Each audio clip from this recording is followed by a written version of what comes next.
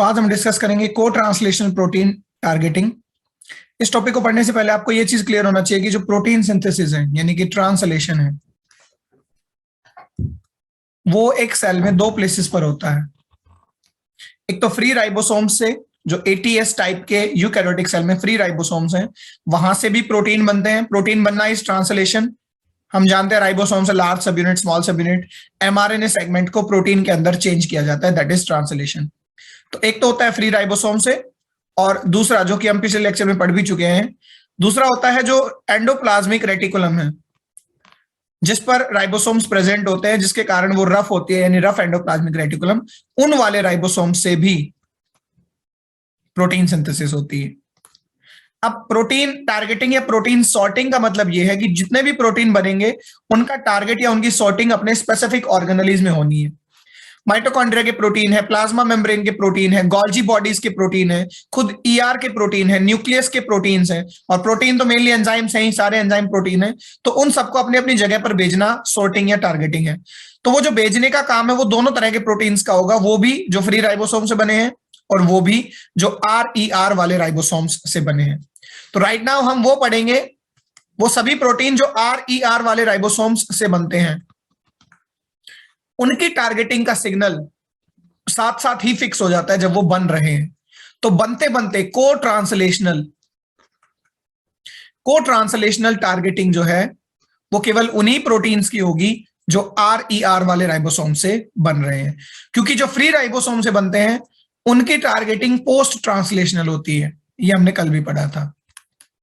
पहले वो बन जाएंगे, उसके बाद वो ट्रांसपोर्ट होंगे।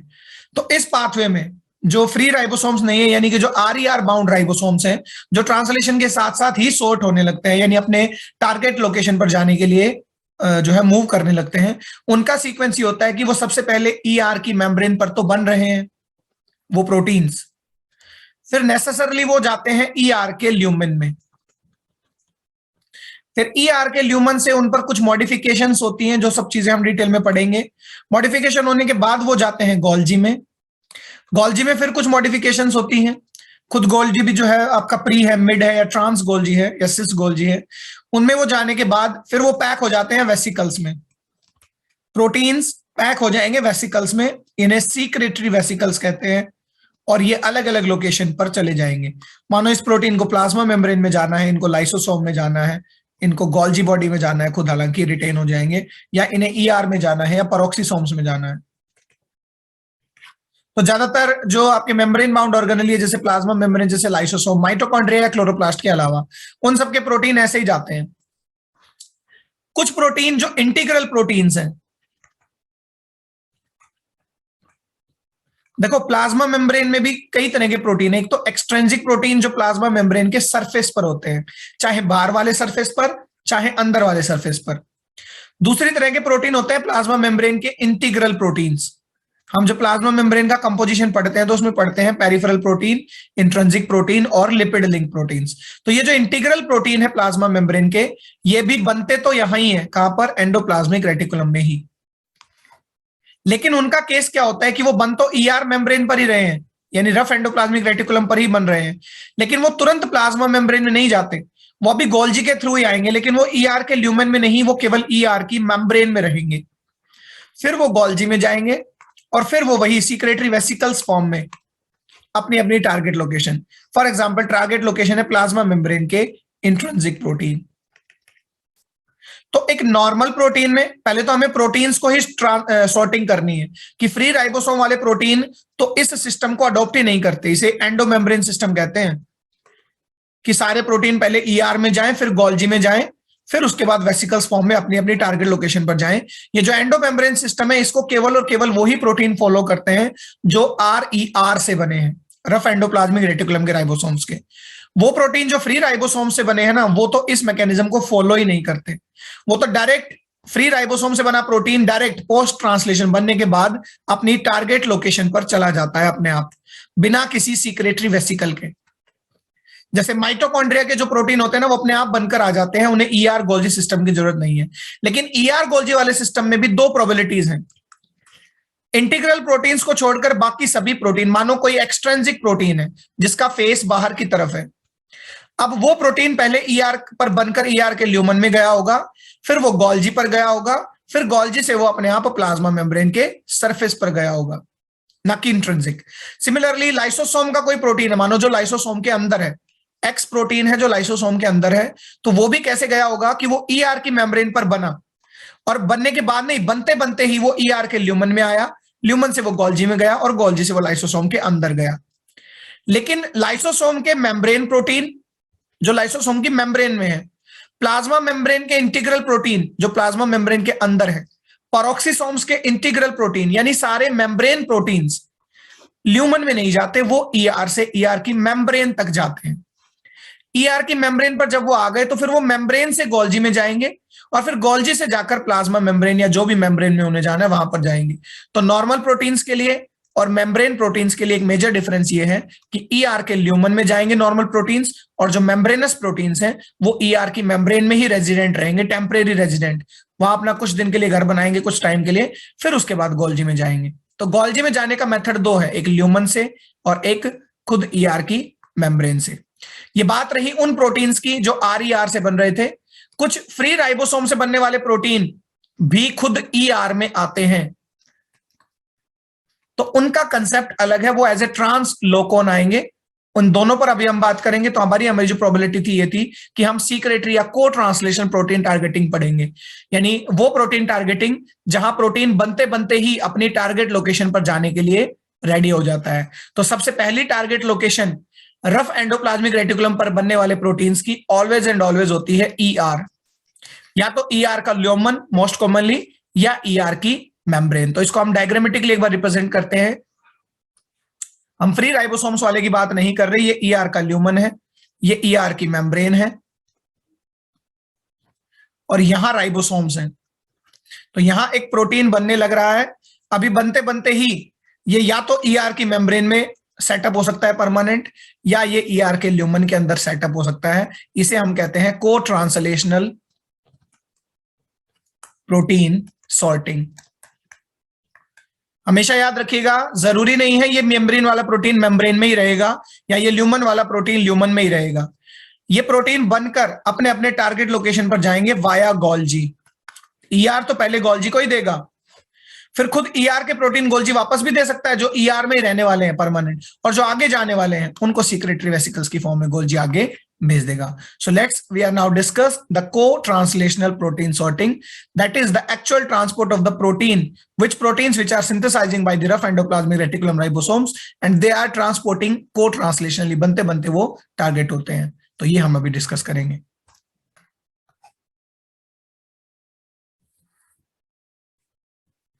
तो देखिए वो प्रोटीन जिनका टारगेटिंग को ट्रांसलेशनल है,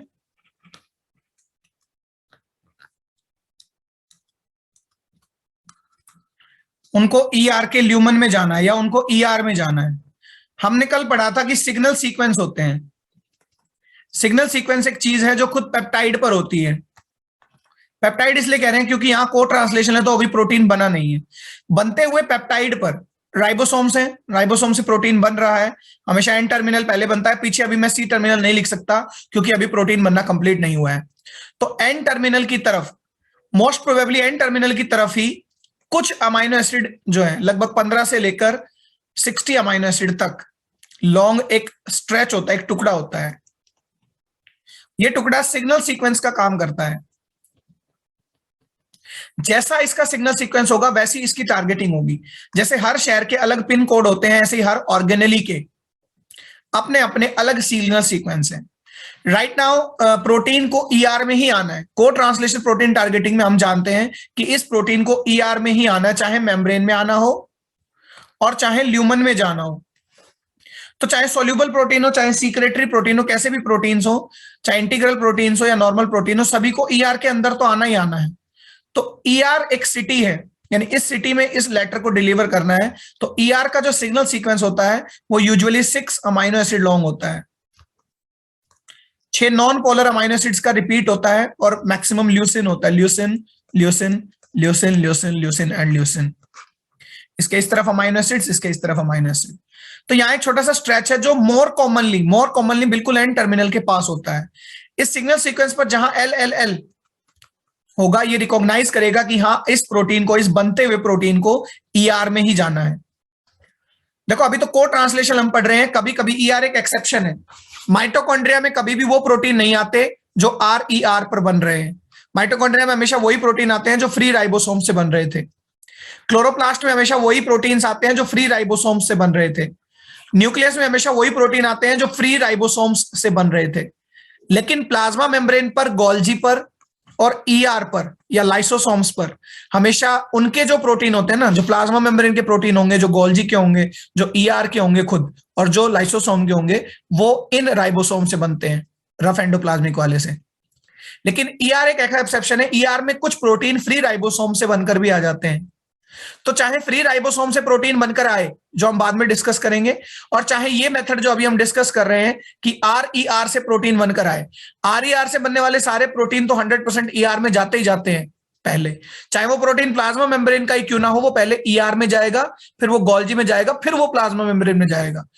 गोल्जी का प्रोटीन पहले ईआर में जाएगा, फिर गोल्जी में आएगा। लाइसोसोम का प्रोटीन पहले ईआर में जाएगा, फिर गोल्जी में जाएगा, फिर लाइसोसोम में जाएगा। तो ईआर में ये वाले प्रोटीन तो आने ही आने हैं, लेकिन ईआर में कभी कभी फ्री राइबोसोम वाले भी आ सकते हैं। तो दोनों ही तरह के प्रोटीन में signal sequence L L L L L L होता है। इसलिए मैंने आपको ये बताया बात कि जो आपका फ्री राइबोसोम वाले था वो भी अभी हम डिस्कस करेंगे बाद में, तो उनमें भी सिग्नल सीक्वेंस तो ईआर का बिल्कुल सेम है। सभी का सिग्नल सीक्वेंस एलएलएल नहीं है, ल्यूसिन नहीं है। हर एक ऑर्गेनेली का अपना एक पिन कोड है, अपना एक सिग्नल सीक्वेंस है, इसे जिप कोड भी कहते हैं। तो अभी हम प्रोटीन को अंदर ईआर में लाना चाह रहे हैं, तो हमारा सिग्नल सीक्वेंस जो है वो ल्यूसिन रिपीट है, 6 बार ल्यूसिन का रिपीट। तो चलिए इससे आगे मैं डिस्कस करता हूं।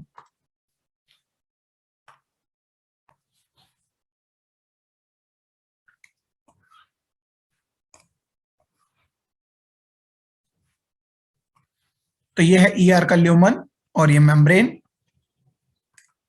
यहां है राइबोसोम्स अटैच, और राइबोसोम से बन रहा है प्रोटीन। ये प्रोटीन का एन टर्मिनल है, ये सिग्नल सीक्वेंस है।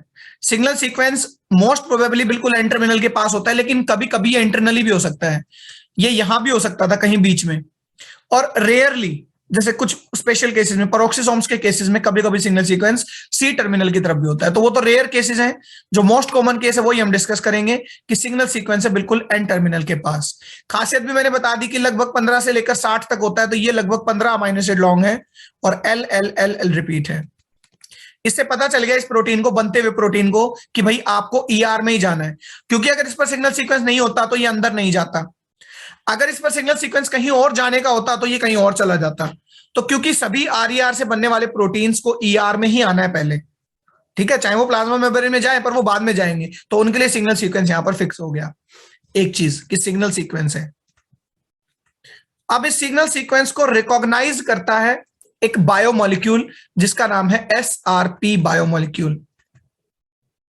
इसका नेचर मैंने बता दिया कि ये बायोमोलिक्यूल है, सिग्नल रिकॉग्नाइजेशन पार्टिकल या पेप्टाइड।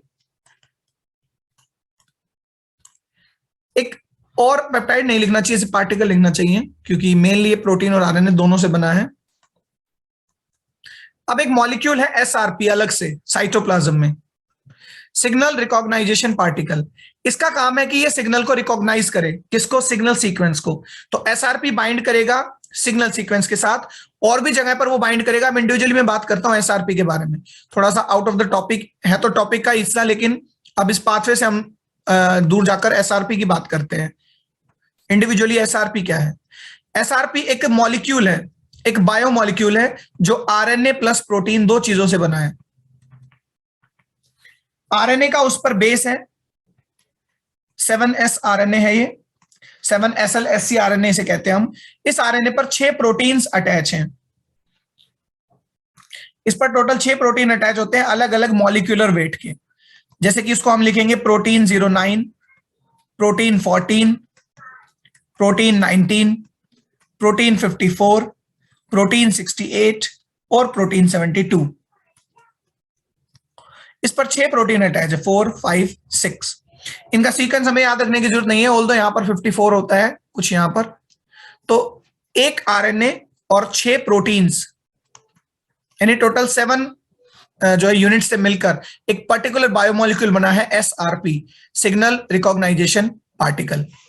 इसके अलग अलग प्रोटीन है, ये उनका मॉलिक्यूलर वेट है। ये जो हम 78, 68, 54, 19 ये जो हम लिख रहे हैं, मैं दोबारा लिख देता हूं, 9, 54, 19, 68, 72 और 14।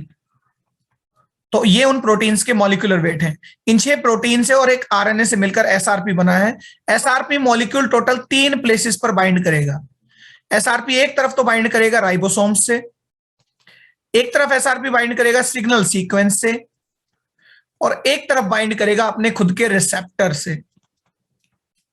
तो एसआरपी का रिसेप्टर कहां है भाई? एसआरपी मॉलिक्यूल अलग है, एसआरपी रिसेप्टर अलग है। तो एसआरपी का रिसेप्टर होता है ईआर के मेम्ब्रेन में, अल्फा डोमेन, बीटा डोमेन। अब मैं इंडिविजुअली एसआरपी रिसेप्टर की बात करता हूं। एसआरपी रिसेप्टर खुद एक प्रोटीन है जिसके 2 पेप्टाइड्स हैं, अल्फा और बीटा। अल्फा रिसीवर पार्ट है और बीटा ट्रांस मेम्ब्रेन पार्ट है। प्लाज्मा मेम्ब्रेन का कंपोजिशन हमने पढ़ा हुआ है, हमने इसीलिए पढ़ा था कि हम एक एक चीजों को समझ सकें कि किसी भी मेम्ब्रेन में प्रोटीन भी होते हैं। तो इस मेम्ब्रेन में एक प्रोटीन है जिसका नाम है एसआरपी रिसेप्टर, जिसका काम एसआरपी मॉलिक्यूल से बाइंड करना है। एसआरपी मॉलिक्यूल जब हम देखें तो हाँ, उस पर भी बाइंडिंग साइट है जो रिसेप्टर से बाइंड करेगी। तो particularly P54, protein 54 of the SRP molecule will bind with the alpha subunit of SRP receptor। SRP को केवल रिसेप्टर से तो बाइंड नहीं करना, और भी 2 जगह बाइंड करना है, लेकिन SRP जब अपने रिसेप्टर से बाइंड करेगा तो अपने P54 प्रोटीन और रिसेप्टर की अल्फा सब यूनिट, इनके बीच में बाइंडिंग होगी। SRP को और भी 2 जगह बाइंड करना है, सिग्नल सीक्वेंस पर भी और राइबोसोम्स पर भी। तो देखो मैं अभी SRP को ड्रॉ करके दिखाता हूं कि वो कैसे बाइंडिंग करेगा। एसआरपी एज ए बायोमोलिक्यूल कुछ इस तरह का दिखाई देगा कि उसका एक आर्म तो राइबोसोम की ए साइट पर जाकर अटैच हो गया। अब देखो राइबोसोम में EPA, मैं याद दिला दूं आपको, ट्रांसलेशन जब आप पढ़ते हैं तो 3 साइट होती है, एग्जिट साइट, पेप्टिडाइल साइट और एक्सेप्टर साइट। एक्सेप्टर साइट जहां से टीआरएनए आकर अमीनो एसिड्स को लाता है, तो ये यहां आकर बाइंड कर लेगा ए साइट पर एसआरपी। एसआरपी की एक आर्म बाइंड करेगी सिग्नल सीक्वेंस से, दूसरी आर्म बाइंड कर चुकी राइबोसोम से, और तीसरी आर्म बाइंड कर चुकी अल्फा से। तो एसआरपी कुछ इस तरह से, एग्जैक्टली ऐसा नहीं है, केवल हम डायग्रामेटिकली इसको दिखा रहे हैं कि हम ये दिखा सके कि एसआरपी मॉलिक्यूल टोटल 3 प्लेसेस पर बाइंड है। यू कैन सी अपने रिसेप्टर पर बाइंड है, यू कैन सी अपने सिग्नल सीक्वेंस पर बाइंड है, यू कैन सी राइबोसोम्स पर भी बाइंड है। नीचे बात करते हैं अपने प्रोटीन की। हमारा प्रोटीन बनते हुए आ रहा है, एन टर्मिनल उसका बन चुका है क्योंकि सबसे पहले बनता है, पीछे ये प्रोटीन अभी सिंथेसाइज हो रहा है, सी टर्मिनल इसका बना नहीं है। तो इसका सिग्नल सीक्वेंस जो था उस पर आकर एसआरपी ने बाइंड करा। एसआरपी जैसे ही सिग्नल सीक्वेंस पर बाइंड करता है, सिग्नल सीक्वेंस को बताया कि आपको ईआर में ही जाना है, ठीक है, इसे जाना है ईआर में ही।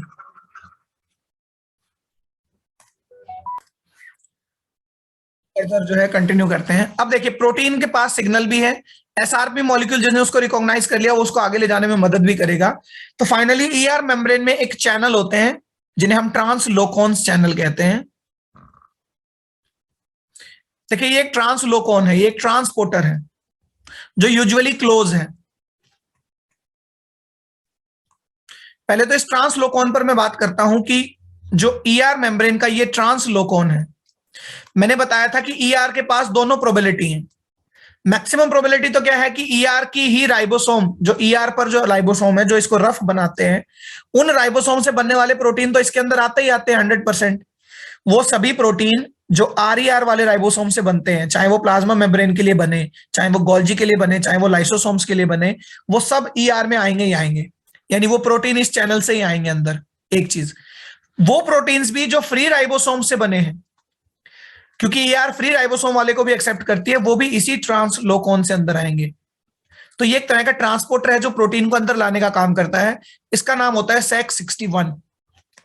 SEC61 एक कॉम्प्लेक्स है जो SEC61 अल्फा, SEC61 बीटा और SEC61 गामा 3 सब यूनिट से बना हुआ है। तो इस ट्रांसलोकॉन का नाम है SEC61 कॉम्प्लेक्स। ये एक ट्रांसपोर्टर प्रोटीन है जिसमें 3 पेप्टाइड हैं, अल्फा, बीटा एंड गामा। तो तीनों से मिलकर, इसीलिए इसको मैंने कॉम्प्लेक्स कहा कि सेक्टर नहीं, फुल फॉर्म सेक्टर नहीं है। SEC61 अल्फा, SEC61 बीटा और SEC61 गामा, ये 3 इसके सब यूनिट है, उनसे मिलकर एक ट्रांसलोकॉन ये बना है। इस ट्रांसलोकॉन की तरफ प्रोटीन का एन टर्मिनल एंटर करने वाला होगा, क्योंकि प्रोटीन यहां से एंटर करेगा, इस ट्रांसलोकॉन के थ्रू एंटर करेगा। अब देखो जो एसआरपी मॉलिक्यूल होता है वो भी, और एसआरपी का रिसेप्टर भी, दोनों अलग चीज है, मॉलिक्यूल अलग है और रिसेप्टर एक प्रोटीन है मेम्ब्रेन में। दोनों के पास जीटीपी बाइंडिंग डोमेन होती है। हम जानते हैं बायोकेमिस्ट्री में कि काफी सारे जो मॉलिक्यूल हैं उनको पास न्यूक्लियोटाइड बाइंडिंग डोमेन्स होते हैं, वो उन न्यूक्लियोटाइड्स को हाइड्रोलाइज करके अपनी एनर्जी भी गेन करते हैं या उस एनर्जी को यूटिलाइज करके काम भी करते हैं। तो कहने का मतलब एसआरपी मॉलिक्यूल भी और एसआरपी रिसेप्टर भी दोनों जीटीपी से बाइंड करके, जीटीपी को खर्च करके, हाइड्रोलाइज करके अपने लिए एनर्जी जो है वो प्रोवाइड कराते हैं खुद को। तो जैसे ही जीटीपी का हाइड्रोलिसिस होता है वो जीडीपी में चेंज हो जाएगा। तो सबसे पहले जब एसआरपी आकर, एसआरपी मॉलिक्यूल आकर जब एसआरपी रिसेप्टर से बाइंड करा, तो कंडीशन ये थी कि एसआरपी भी जीटीपी बाइंडेड होना चाहिए और रिसेप्टर भी जीटीपी बाइंडेड होना चाहिए, तभी उनकी बाइंडिंग हो पाएगी। यानी दोनों मॉलिक्यूल्स पर भी और रिसेप्टर पर भी जब दोनों जीटीपी से बाइंडेड है तभी उनके अंदर आपस में इंटरेक्शन हो सकता है, नहीं तो ये एसआरपी मॉलिक्यूल अपने रिसेप्टर से बाइंड नहीं कर पाता अगर जीटीपी बाइंड नहीं होता। अब कल को हाइड्रोलाइज जब जीटीपी हो जाएगा, यानी जीटीपी जब खर्च हो जाएगा दोनों का, तो इसका मतलब जीडीपी फॉर्म से अटैच हो गए दोनों, तो उस केस में ये दोनों के इंटरेक्शन हट जाएगी, हट जाएगा इंटरेक्शन। तो इंटरेक्शन तभी तक बन पा रहा है जब तक दोनों जीटीपी बाइंडेड है, इंटरेक्शन हट जाएगा जब दोनों जीटीपी हाइड्रोलिसिस हो जाएगा। तो अभी तक तो दोनों जीटीपी से बाइंडेड, हाइड्रोलिसिस हुआ नहीं है, तो इनकी बाइंडिंग है, इनकी बाइंडिंग जीटीपी इनिशिएटेड है। बाइंडिंग होने के बाद 3 जगह पर एसआरपी मॉलिक्यूल बाइंडेड था, रिसेप्टर पर, सिग्नल सीक्वेंस पर और राइबोसोम्स पर। तो जब राइबोसोम की ए साइट पर आकर एसआरपी का एक एज बाइंडेड है तो ए साइट ब्लॉक हो जाती है। जब एसआरपी मॉलिक्यूल आकर बाइंड करता है सिग्नल सीक्वेंस से, रिसेप्टर से और राइबोसोम की ए साइट से, तो उस टाइम कुछ देर के लिए ट्रांसलेशन रुक जाता है, इसे हम कहते हैं एलोंगेशन अरेस्ट। क्योंकि प्रोटीन बनते बनते ही अंदर आना था, प्रोटीन बनते बनते ही अंदर आना था, लेकिन कुछ देर के लिए प्रोटीन का बनना ही रुक गया है। तो ये होता है एसआरपी की वजह से। एसआरपी ने 3 काम करे, बाइंड किया रिसेप्टर पर और साथ ही साथ ट्रांसलेशन को कुछ देर के लिए रोक दिया। जब उसने ट्रांसलेशन को कुछ देर के लिए रोका, उसी दौरान एसआरपी के रिसेप्टर पर जो बाइंडेड है वो इसे गाइड करती है इस ट्रांसलोकॉन की तरफ।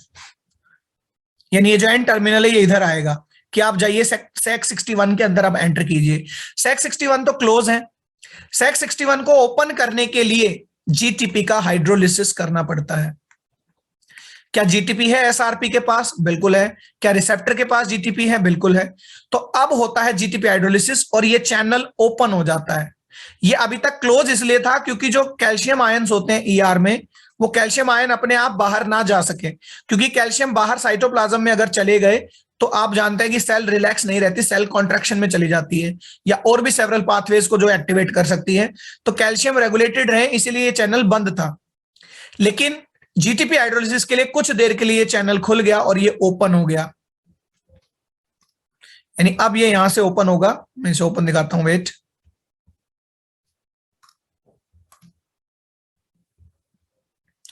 अब ये चैनल जो है ये ओपन हो गए। तो ओपन होते ही एन टर्मिनल के थ्रू प्रोटीन अंदर आने लगता है। ये प्रोटीन बनते बनते दिखा रहा हूं, ये एन टर्मिनल है, ठीक है, और पीछे जो है अभी ये बन ही रहा है। अगर हमें पहचान हो तो एन टर्मिनल पर हमेशा हमने सिग्नल सीक्वेंस दिखाया था, दिस वन। तो ये सिग्नल सीक्वेंस जैसे जैसे ये अंदर आ रहा होता है ना प्रोटीन, अब तो यहां दिखाएंगे हम कि ये प्रोटीन अंदर आ रहा है। तो मैं इसको एक बार रफ करता हूं, इसका कनेक्शन राइबोसोम से ही हम दिखाएंगे कि देखो प्रोटीन बनते बनते तो राइबोसोम से ही आ रहा है, ये प्रोटीन है हमारा। इसके एन टर्मिनल की तरफ सिग्नल सीक्वेंस भी था। वेट फॉर अ व्हाइल, यही हम अभी पज करेंगे। अब हम आते हैं वापस। जीटीपी हाइड्रोलिसिस जैसे ही हुआ था, जीटीपी हाइड्रोलिसिस होने से ये चैनल ओपन हुआ था और ओपन होने के कारण जो यहाँ हमारा सिग्नल सीक्वेंस और एन टर्मिनल थे वो गाइड हो गए अंदर की तरफ कि जाइए आप अंदर चले जाएं। लेकिन ध्यान रहे जीटीपी हाइड्रोलिसिस होते ही तो एसआरपी का मॉलिक्यूल और एसआरपी का रिसेप्टर आपस में अलग हो जाएंगे। जब तक जीटीपी बाइंडेड थे तभी वो बाइंडेड थे, लेकिन जैसे ही हाइड्रोलिसिस हुआ ओपन करने के लिए, तो ओपन होते ही एसआरपी अलग हो जाएगा, एसआरपी वापस बाहर चला जाएगा। SRP will again release. Why it is released? Because the GTP was hydrolyzed to open the channel so that the protein may be targeted towards the inside. Protein अंदर चला जाए, इसके लिए SRP ने कुर्बानी दी, GTP हाइड्रोलाइसिस किया, तो SRP हर एक जगह से हट गया। वो राइबोसोम से भी हट गया, वो सिग्नल सीक्वेंस से भी हट गया, और वो अपने रिसेप्टर से भी हट गया। और ठीक बात भी है, जब वो सिग्नल सीक्वेंस से हट गया, क्योंकि क्यों हटा? क्योंकि उसने गाइड कर दिया सिग्नल सीक्वेंस को कि आप प्रोटीन को अंदर ले जाओ। अब प्रोटीन अभी भी यहां से बन रहा है, अब बनना दोबारा स्टार्ट हो गया। प्रोटीन बनना दोबारा क्यों रिस्टार्ट हो गया? क्योंकि EPA साइट में जो ए साइट ब्लॉक करी थी SRP ने, वो SRP तो अब चला गया दूर दूर, क्योंकि GTP हाइड्रोलाइसिस हो गया, तो वो हर प्लेस से हट गया। हटने के बाद दोबारा से एलोंगेशन स्टार्ट हो गया और ये प्रोटीन बनने लगा दोबारा से। अभी तक इसका C टर्मिनल बना नहीं है, तो धीरे धीरे करके अब क्या हो रहा है कि ये प्रोटीन अंदर भी आए जा रहा है और पीछे से नया बनता भी जा रहा है। को ट्रांसलेशनली देखो कैसे अंदर गाइड कर दिया SRP ने, सिग्नल रिकॉग्नाइजेशन पार्टिकल ने। उसने सिग्नल सीक्वेंस को पहले रिकॉग्नाइज किया, वहां पर आकर बाइंड किया, फिर अपनी कुर्बानी दी, GTP हाइड्रोलाइसिस करा, तो ये चैनल ओपन हुआ, SEC61 कॉम्प्लेक्स ओपन हुआ, जिसकी वजह से प्रोटीन की टारगेटिंग अंदर हो गई। अब अंदर आते ही सिग्नल सीक्वेंस को क्लीव किया जाता है, यानी तोड़ा जाता है। और ये जो क्लीवेज है ना, ये मेम्ब्रेन में ही हो जाती है। एक एंजाइम होता है सिग्नल पेप्टिडेज। सिग्नल पेप्टिडेज, जब ये प्रोटीन अंदर आ रहा होगा, मैं देखो इसे दोबारा ड्रॉ करता हूं, जैसे ये प्रोटीन अंदर आना शुरू हुआ होगा, ये एन टर्मिनल है, ये एन टर्मिनल है, और पीछे तो राइबोसोम से अटैच है ही। एन टर्मिनल पर बिल्कुल सिग्नल सीक्वेंस था, जिसको SRP ने गाइड कर दिया कि आप अंदर चले जाएं SEC61 ट्रांसलोकेन से। तो जस्ट जब ये मेम्ब्रेन में था, तो मेम्ब्रेन में ही इस पर एक प्रोटीन आकर अटैक करता है, एंजाइम सिग्नल पेप्टिडेज, और वो इसके सिग्नल सीक्वेंस को काट देता है। यानी फाइनली जब ER ल्यूमन की पहली CD पर ये कदम रखेगा, मेम्ब्रेन को छोड़िए, मेम्ब्रेन में तो कट हो गया सिग्नल सीक्वेंस, जैसे ये प्रोटीन अंदर कदम रखेगा तो इसका सिग्नल सीक्वेंस हट चुका होगा। ठीक है, तो देखो कैसा दिखाई देगा ये प्रोटीन अंदर आने के बाद। फाइनली ये कुछ इस तरह का प्रोटीन होगा कि इतना अंदर आ चुका, ये एन टर्मिनल, इस पर कोई सिग्नल सीक्वेंस नहीं है, और पीछे अभी भी प्रोटीन बनते हुए आ रहा है, तो पीछे बनता भी रहेगा, एन टर्मिनल रहेगा। जैसे ही बनना फिनिश हो चुका होगा तो C टर्मिनल आ जाएगा और पूरा प्रोटीन अंदर आ चुका होगा। धीरे धीरे करके, स्टेप बाय स्टेप, ये धीरे धीरे प्रोटीन अंदर आ चुका होगा। तो सिग्नल सीक्वेंस को क्लीव करने का काम किया जाता है मेम्ब्रेन में ही, और वो काम करते हैं सिग्नल पेप्टिडेज। तो देखो अगला हम दिखाते हैं कि इसने SRP मॉलिक्यूल ने काम किया, SEC61 ओपन हुए, फिर सिग्नल पेप्टिडेज ने क्लीव किया सिग्नल सीक्वेंस। सिग्नल सीक्वेंस का काम बस इतना ही था कि इसको ER की दिशा दिखा दीजिए, उसने क्लीव कर दिया सिग्नल सीक्वेंस को। इसकी कोई जरूरत नहीं है सिग्नल सीक्वेंस की। फिर ट्रांसलोकेशन जो है वो कंटिन्यू रहा, यानी ट्रांसलेशन कंटिन्यू रहा। हालांकि कुछ देर के लिए SRP ने ब्लॉक कर दिया था ट्रांसलेशन को, ए साइट से बाइंड करके, तब प्रोटीन बनना बंद हो गया था, लेकिन फिर से चालू हो गया। प्रोटीन बनने के बाद सारा का सारा प्रोटीन अंदर आ जाएगा, इन साइड मूव कर चुका होगा, जहां इसकी जो है मॉडिफिकेशंस होंगी, सेपरेट एक टॉपिक है, वो हम पढ़ेंगे ऑफ कोर्स, जैसे ग्लाइकोसाइलेशन होता है, फोल्डिंग होती है, कई चीजें होती है अब इस प्रोटीन की। और फिर ये प्रोटीन जाने के लिए तैयार है गोल्जी में। गोल्जी में इसे वेसिकल्स की फॉर्म में भेजा जाएगा, यानी इसे पैक करके वेसिकल में भेज दिया जाएगा। फिर जो है गोल्जी डिसाइड करेगा कि भाई ये प्रोटीन कहाँ का था। मानो ये ER का ही था, अभी यहां आया, हो सकता तो यहीं रह सकता था, लेकिन पहले ये गोल्जी में गया, गोल्जी ने रिकॉग्नाइज किया कि ये तो ER का ही प्रोटीन है, फिर वो इसको वापस भेजेगा। गोल्जी ने रिकॉग्नाइज किया कि ये प्रोटीन तो भाई प्लाज्मा मेम्ब्रेन का है, तो फिर वो इसको प्लाज्मा मेम्ब्रेन में भेजेगा। गोल्जी ने रिकॉग्नाइज किया कि ये बना हुआ प्रोटीन तो भाई लाइसोसोम का है, तो वो इसको लाइसोसोम में भेजेगा। तो ये तो थी स्टार्टिंग की बात। अब हम दो चीजें और डिस्कस करते हैं इसी पाथवे में, कि ये प्रोटीन जब एक बार एन टर्मिनल इसका अंदर आ गया और सिग्नल सीक्वेंस ने इसको क्लीव भी कर दिया, तो अंदर कौन सा ऐसा मैकेनिज्म है जो इसको खींचे जा रहा है अपनी तरफ। तो होता क्या है कि सिग्नल सीक्वेंस क्लीव होने के बाद ये जो प्योर एन टर्मिनल है, इस पर एक प्रोटीन आकर इसको लॉक कर लेता है। उस प्रोटीन का नाम है BIP, binding protein.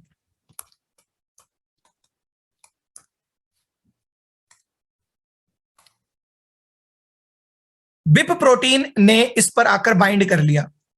SEC61 complex के ही असिस्टिंग प्रोटीन है। BIP जो होता है, जो आपका बाइंडिंग प्रोटीन है, ये एक तरह का जो है चैपरॉन मॉलिक्यूल है, ये प्रोटीन की फोल्डिंग में भी हेल्प करता है। एक और चैपरॉन मॉलिक्यूल होता है SEC63 कॉम्प्लेक्स। तो देखो दोनों SEC63 कॉम्प्लेक्स भी, अब 61 नहीं है, 61 ट्रांसलोकोन था, और बिप बाइंडिंग प्रोटीन, ये तो HSP का ही मेंबर है, हीट शॉक प्रोटीन यानी चैपरॉन्स का मेंबर है। बिप इसको लॉक कर लेता है इस प्रोटीन को, और फिर क्या होता है, इस टर्मिनल को वापस कभी बाहर नहीं जाने देता और पुल करता है अपनी तरफ बचे हुए प्रोटीन को। ऐसे ही SEC63 भी हेल्प करता है बिप को, यही वर्क करता है कि इस टर्मिनल को अपनी तरफ ले लेता है अंदर।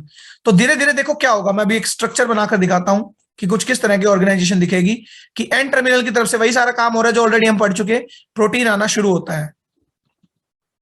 अभी यहां था, इसको धीरे धीरे खींचकर बिप लॉक करता रहता है। बिप ने कुछ देर यहां लॉक किया, फिर एक बिप ने यहां लॉक कर लिया, एक बिप ने यहां लॉक कर लिया। ऐसा इसलिए कि ये वापस ना जाए, क्योंकि ये तो एक मशीनरी है ना, ये वापस भी जा सकता था, लेकिन बिप इसको लॉक करता रहता है और पुल करता रहता है। तो फाइनली जब सी टर्मिनल बन जाएगा तो देखो प्रोटीन कुछ ऐसा दिखेगा, एन टर्मिनल, सी टर्मिनल, और जगह जगह पर बिप होंगे, बिप या SEC63।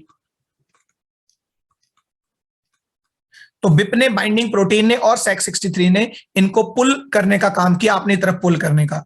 तो ये काम तो तब भी करेंगे बिप और SEC63 जब कोई नॉर्मल प्रोटीन भी आएगा फ्री राइबोसोम वाला। हालांकि प्रोटीन तो ये भी नॉर्मल है, बट ये प्रोटीन ध्यान से देखो आप कहां से बनते हुए आ रहा है, RER से बनते हुए आ रहा है ये प्रोटीन।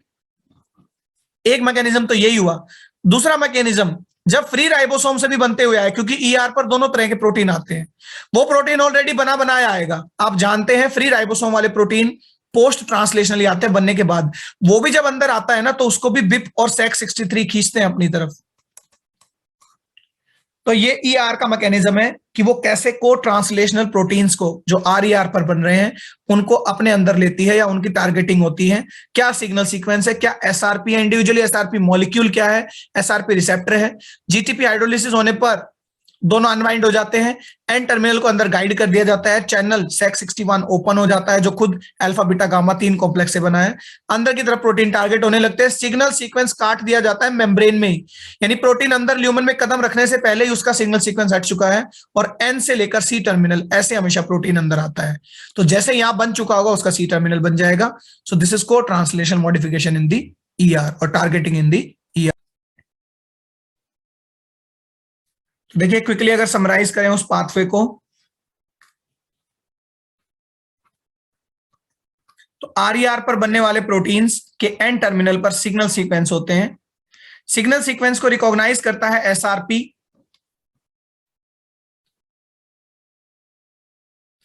और अपने रिसेप्टर से भी बाइंड करता है SRP, अल्फा बीटा 3 प्लेसेस पर टोटल बाइंड करता है SRP बाइंड करते वक्त GTP से बाउंडेड रहता है और उसका रिसेप्टर भी GTP से बाउंडेड रहता है। सिग्नल सीक्वेंस को तो बाइंड करेगा SRP मॉलिक्यूल, साथ ही साथ वो ट्रांसलेशन वाली साइट की जो एक्सेप्टर आर्म है राइबोसोम की उससे भी बाइंड करता है और कुछ देर के लिए ब्लॉक कर देता है, इसे एलोंगेशन अरेस्ट कहते हैं। ये भी SRP ने करा, सिग्नल रिकॉग्नाइजेशन पार्टिकल ने, और उसने अपने रिसेप्टर से भी बाइंड किया।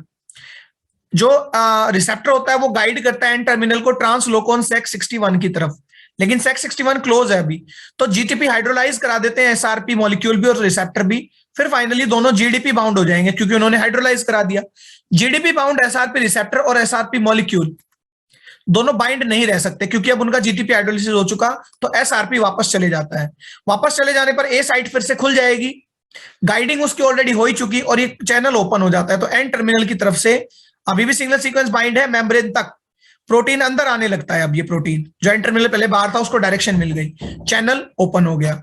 अब यहां मेम्ब्रेन में इस सिग्नल सीक्वेंस को क्लीव कर देगा सिग्नल पेप्टाइडेज।